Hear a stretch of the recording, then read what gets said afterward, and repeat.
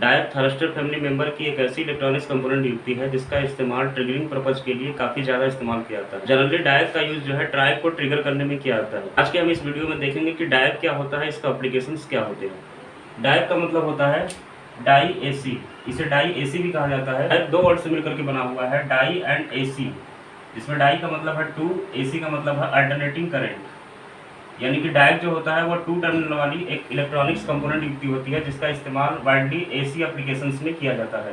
तो डाई का मतलब है two terminals plus AC applications में यूज की जाने वाली इलेक्ट्रॉनिक्स कंपोनेंट्स युक्ति।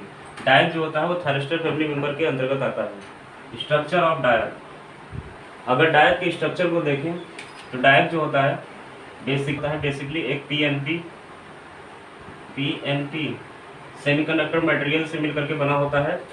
इसमें जो है इसके जो दोनों साइड्स में जो पी टाइप सेमीकंडक्टर मटेरियल होते हैं, इसके एक एक साइड्स में एन टाइप सेमीकंडक्टर मटेरियल की इसमें डोपिंग की जाती है। एन टाइप जो है डायक के स्ट्रक्चर में सेमीकंडक्टर मटेरियल के कुल 5 लेयर्स होते हैं, एन, जिसमें मेजर जो सेमीकंडक्टर लेयर होता है वो पी होता है। इसमें पी और दोनों साइड के जो पी टाइप सेमीकंडक्टर मटेरियल्स होते हैं, इनमें एन टाइप सेमीकंडक्टर मटेरियल की एपिटेक्सियल प्रोसेस के द्वारा इसमें डोपिंग की जाती है।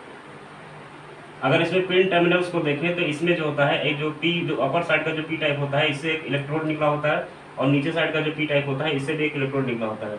जनरली इन दोनों इलेक्ट्रोड्स का नाम जो होता है MT1 MT2 के नाम से लिखा जाता है या डिनोट किया जाता है। तो इन दोनों टर्मिनल्स को हम MT1 और MT2 के नाम से डिनोट करते हैं। अगर इनके जंक्शंस को देखें तो इसमें कुल जो है 4 जंक्शंस हैं, जिसमें मेन जो जंक्शन होता है J1 एंड J2।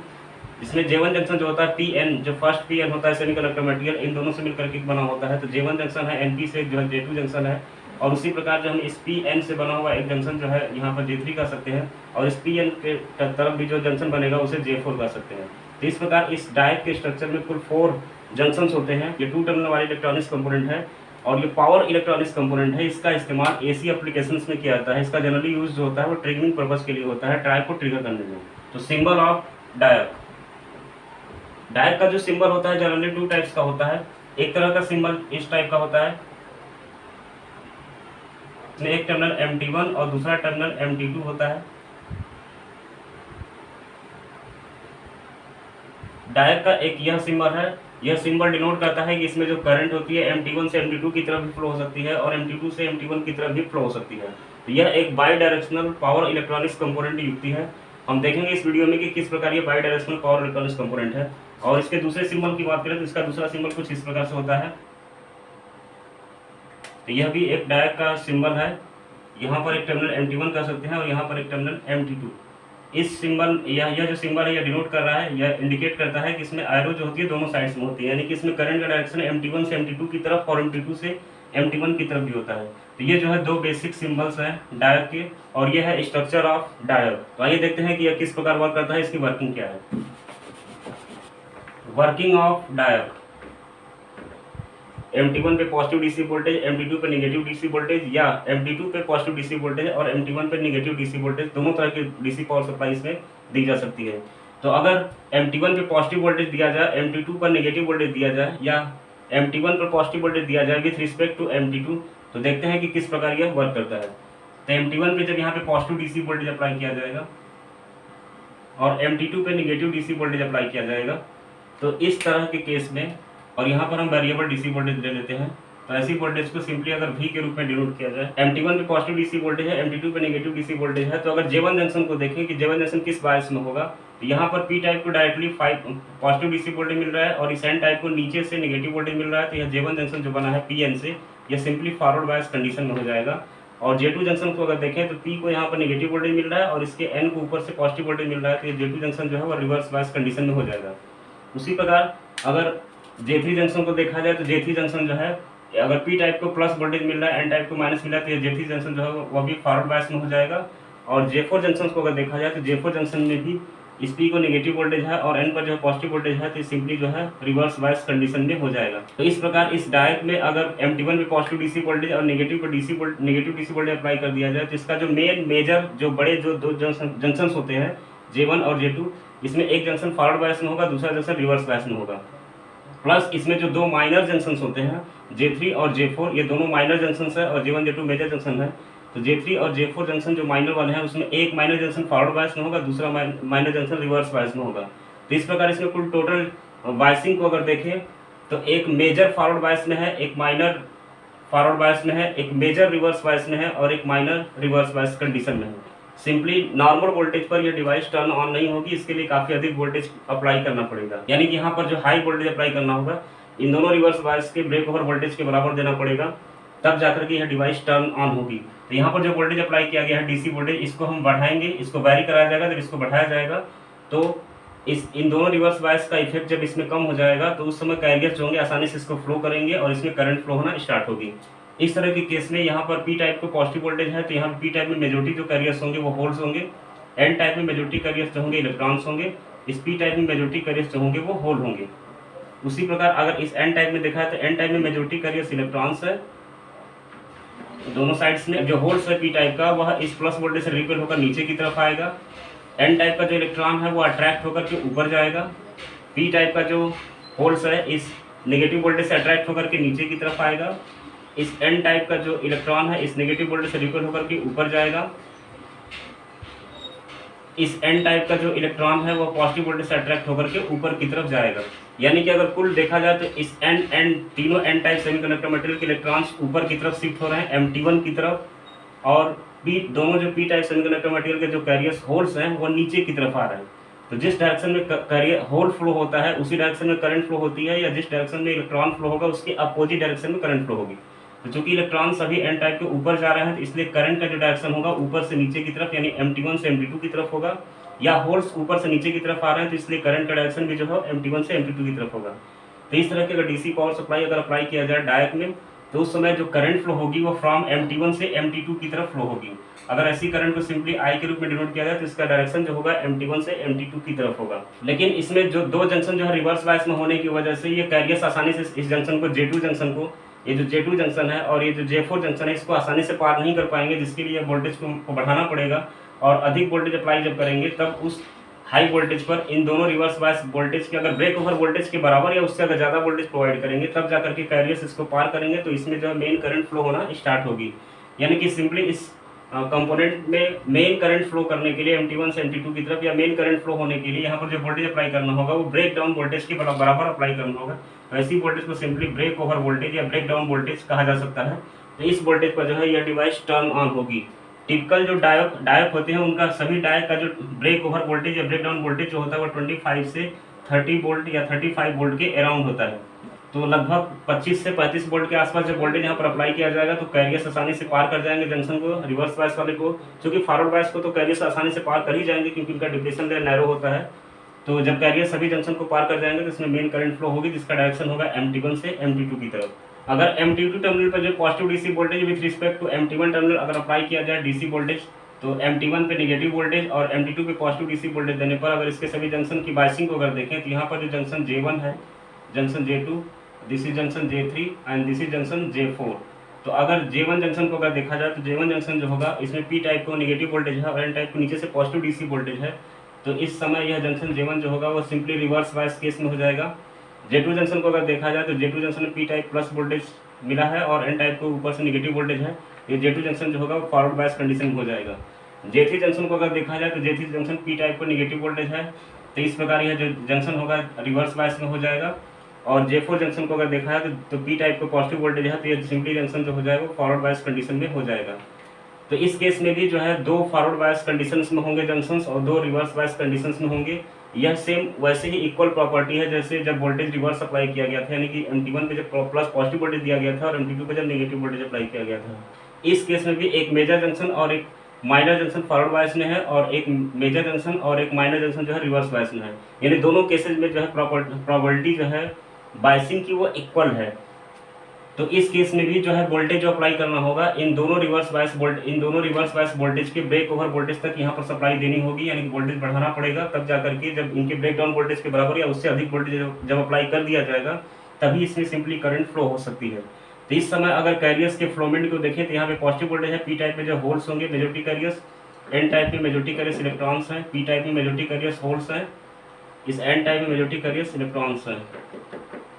तो अगर पी टाइप के अगर होल्स को यहाँ पर देखें तो ये प्लस वोल्टेज जो होगा होल्स को रिपेल करेगा तो ये ऊपर की तरफ जाएगा, इलेक्ट्रॉन जो है इस प्लस वोल्टेज से अट्रैक्ट होकर नीचे आएगा, एन टाइप का इलेक्ट्रॉन भी अट्रैक्ट होकर के नीचे आएगा, इस एन टाइप का भी इलेक्ट्रॉन अट्रैक्ट होकर के पॉजिटिव डीसी वोल्टेज की तरफ आएगा। उसी प्रकार जो इसका पी का होल जो है ऊपर की तरफ जाएगा और इस पी टाइप के जो इस पी टाइप सेमीकंडक्टर मटेरियल का भी जो होल है वो ऊपर टर्मिनल की तरफ अट्रैक्ट होने की कोशिश करेगा। तो सभी होल्स जो होंगे ऊपर की तरफ मूव करेंगे और सभी इलेक्ट्रॉन्स जो होंगे नीचे की तरफ मूव करेंगे। तो इसमें करंट का जो डायरेक्शन होगा वो होल के डायरेक्शन में या इलेक्ट्रॉन के अपोजिट डायरेक्शन में। इसमें जो मेन डायरेक्शन करंट का होगा फ्रॉम MT2 टू MT1 होगा, क्योंकि होल्स ऊपर जा रहा है या इलेक्ट्रॉन्स नीचे आ रहे हैं। इलेक्ट्रॉन्स नीचे आ रहा है तो करंट ऊपर फ्लो होगी, या होल्स ऊपर जा रहे हैं तो उसी डायरेक्शन में फ्लो होगी। तो इस केस में जब यह डिवाइस टर्न ऑन होगी तो इसमें करंट का डायरेक्शन जो होगा MT2 से MT1 की तरफ होगा। इसमें current from MT2 to MT1 flow होगी। तो ऐसी करंट को आई के रूप में अगर डिनोट किया जाए तो करंट का डायरेक्शन जो होगा MT2 से MT1 की तरफ होगा। इस तरह की बायसिंग में भी यहाँ पर दो जंक्शन रिवर्स बायस में है, इसलिए यहाँ पर जो वोल्टेज अप्लाई करना होगा वो ब्रेक ओवर, इन दोनों रिवर्स बायस के ब्रेक ओवर वोल्टेज के बराबर अप्लाई करना होगा। और यह वोल्टेज उतना ही होना चाहिए जितना कि इसके जो दूसरे केस में वोल्टेज था, क्योंकि दोनों केसेज में दो फॉरवर्ड बायस जंक्शंस है, दो रिवर्स बायस जंक्शंस है, और दोनों में से एक मेजर एक माइनर जो है फॉरवर्ड है और एक माइनर और मेजर जो है रिवर्स बायस केस में है। इसमें भी जो वोल्टेज अप्लाई करना होगा वो टिपिकल 25 से 35 वोल्ट के अराउंड इसमें जब वोल्टेज अप्लाई करेंगे तो इस समय कैरियर्स जो होंगे इन रिवर्स बायस जंक्शन को भी पार कर जाएंगे और आसानी से इसमें करंट फ्लो होगी, जिसका डायरेक्शन होगा MT2 से MT1 की तरफ। यानी कि अगर डायोड के ओवरऑल एनालिसिस को देखें वर्किंग को, तो डायोड एक ऐसी कंपोनेंट युक्ति है जो सिर्फ ब्रेक ओवर वोल्टेज या ब्रेक डाउन वोल्टेज पर ही टर्न ऑन हो सकती है। या ब्रेक डाउन वोल्टेज जो होगा इनके अंदर जो दोनों रिवर्स बायस जंक्शंस होते हैं उनके ब्रेक डाउन वोल्टेज के बराबर या उससे अधिक वोल्टेज अप्लाई करने पर यह टर्न ऑन होता है। तो इसमें जो ये जो एरो है यह इंडिकेट कर रहा है, यह एरो की करंट जो है MT1 से MT2 की तरफ फ्लो होगी, और यह एरो जो डिनोट कर रहा है कि करंट MT2 से MT1 की तरफ फ्लो होगी। इसमें भी यह सिंबल डिनोट कर रहा है कि इसमें करंट MT1 से MT2 की तरफ फ्लो होगी यह एरो, और यह एरो इंडिकेट कर रहा है कि करंट MT2 से MT1 की तरफ फ्लो होगी। इसमें जो करंट MT1 से MT2 की तरफ तब फ्लो होगी जब MT1 पे प्लस वोल्टेज है और MT2 पे नेगेटिव वोल्टेज है। उसी प्रकार करंट MT2 से MT1 की तरफ तब फ्लो होगी जब MT2 पे प्लस वोल्टेज और MT1 पे माइनस वोल्टेज होगा। इस प्रकार हम कह सकते हैं कि डायोड जो होता है एक बाई डायरेक्शनल कंपोनेंट है, यानी कि इसमें करंट दोनों डायरेक्शन में फ्लो हो सकती है, MT1 से MT2 की तरफ और MT2 से MT1 की तरफ। मार्केट में यह डायोड कंपोनेंट जो होता है सिंपली जो होता है DB2, DB3, DB4, DB8 या ST2 या और भी वेरियस टाइप्स के नेम से मार्केट्स में यह अवेलेबल है डायोड कंपोनेंट। तो ST2 जो कंपोनेंट होता है वो लगभग इसका ऑपरेटिंग वोल्टेज होता है वो 30 वोल्ट होता है। तो ST2 जो डायोड होता है वह 30 वोल्ट पर जो है जनरली ऑन होता है। कैरेक्टरिस्टिक्स ऑफ डायोड के अगर कैरेक्टरिस्टिक्स को देखें तो सिंपली जो कि डायोड जो होता है इसको MT1 MT2 दोनों तरफ जो है पॉजिटिव या नेगेटिव वोल्टेज अप्लाई करके इसको जस्ट टर्न ऑन किया जा सकता है। तो यहाँ पर इसकी कैरेक्टरिस्टिक्स को ड्रा करने के लिए यहाँ पर एक वोल्टेज के रूप में रेफरेंस ले लेते हैं और ये करंट के रूप में सिंपली है वोल्टेज, और ये सिंपली करंट के रूप में एक एक्सिस ड्रॉ कर लेते हैं। तो यहाँ पर एक्स एक्सिस जो है वोल्टेज को रिप्रेजेंट कर रहा है और वाई एक्सिस जो है करंट को रिप्रेजेंट कर रहा है। क्योंकि अभी हमने देखा कि डायोड को टर्न ऑन करने के लिए इस डिवाइस के ब्रेक ओवर वोल्टेज के बराबर इसमें सप्लाई देनी पड़ती है। इसमें करंट MT1 से MT2 की तरफ या MT2 से MT1 की तरफ दोनों तरफ फ्लो हो सकती है, और यदि MT1 पे पॉजिटिव वोल्टेज अप्लाई किया जाए और MT2 पे अगर नेगेटिव वोल्टेज अप्लाई किया जाए तो इस केसेस की अगर वोल्टेज को अगर इस फर्स्ट क्वाड्रेंट के रूप में अगर ड्रा करें तो इसमें यदि लो वोल्टेज अप्लाई किया जाएगा जब, तो लो वोल्टेज पर चूंकि इस डिवाइस के अंदर जो है दो जंक्शन जो है रिवर्स बायस में होते हैं, इसलिए उस समय लो वोल्टेज पर ये डिवाइस टर्न ऑन नहीं होगी। तो इसके लिए वोल्टेज को बढ़ा करके जो है इसके ब्रेक ओवर वोल्टेज के बराबर सप्लाई देनी होती है, जब तब जाकर के ये डिवाइस टर्न ऑन होती है। और इस समय करंट का जो डायरेक्शन होगा वो MT1 से MT2 की तरफ होता है। यानी कि अगर इसके एक्सिस को अगर इसके वोल्टेज को कैरेक्टरिस्टिक में अगर ड्रा करें तो लो वोल्टेज अगर अप्लाई किया जाएगा तो लो वोल्टेज पर जो है इसमें करंट काफ़ी कम होगी, और जैसे जैसे वोल्टेज को बढ़ाया जाएगा तो करंट का मान स्लोली बढ़ेगा, और जैसे ही वोल्टेज इसके ब्रेक ओवर वोल्टेज के बराबर या उससे ज़्यादा जब अप्लाई करेंगे तो उस समय डिवाइस टर्न ऑन हो जाएगी।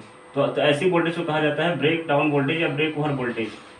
तो ब्रेक ओवर वोल्टेज पर जो है इस डिवाइस में मेन करंट फ्लो होगी जिसका डायरेक्शन MT1 से MT2 की तरफ होगा, और इस करंट को अगर आई के रूप में डिनोट करें तो ये करंट का डायरेक्शन है या करंट का जो है एक्सेस है। तो इस डिवाइस में लो वोल्टेज पर जो है करंट मेन फ्लो नहीं होती है, यानी कि लो वोल्टेज पर ये डिवाइस टर्न ऑन नहीं होती है, और यह डिवाइस अपने ब्रेक ओवर वोल्टेज के बराबर जो है ऑन होती है। हर डिवाइस हर डायोड कंपोनेंट का जो है अपना एक टिपिकल ब्रेक ओवर वोल्टेज होता है, या इसके पैकेज पे लिखा रहता है कि कितने वोल्टेज पर यह जो है डिवाइस या कंपोनेंट टर्न ऑन होगा।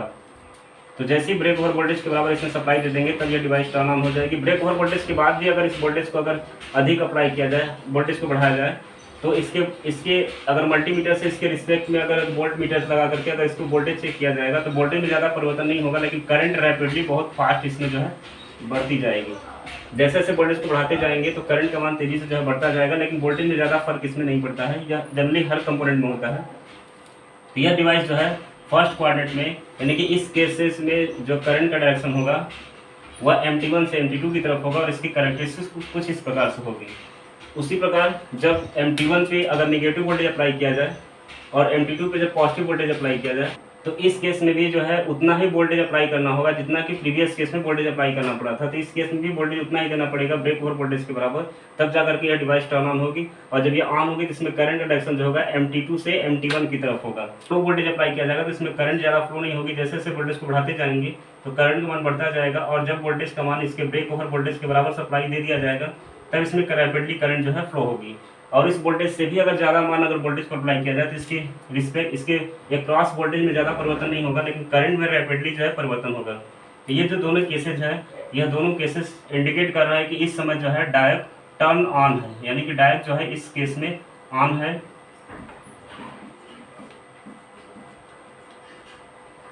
और जबकि इन दोनों केसेस में केवल लीकेज करंट फ्लो हो रही है, यानी कि ये दोनों केसेस इंडिकेट कर रही है कि इस डिवाइस में केवल लीकेज करंट है, क्योंकि जब तक ब्रेक ओवर वोल्टेज के बराबर इसमें सप्लाई नहीं अप्लाई करेंगे तब तक ये डिवाइस टर्न ऑन नहीं होगी। तो यह डिवाइस जो होती है बाई डायरेक्शनल होती है, और ये जो होती है इसकी कैरेक्टरिस्टिक्स ऑफ डायोड होती है।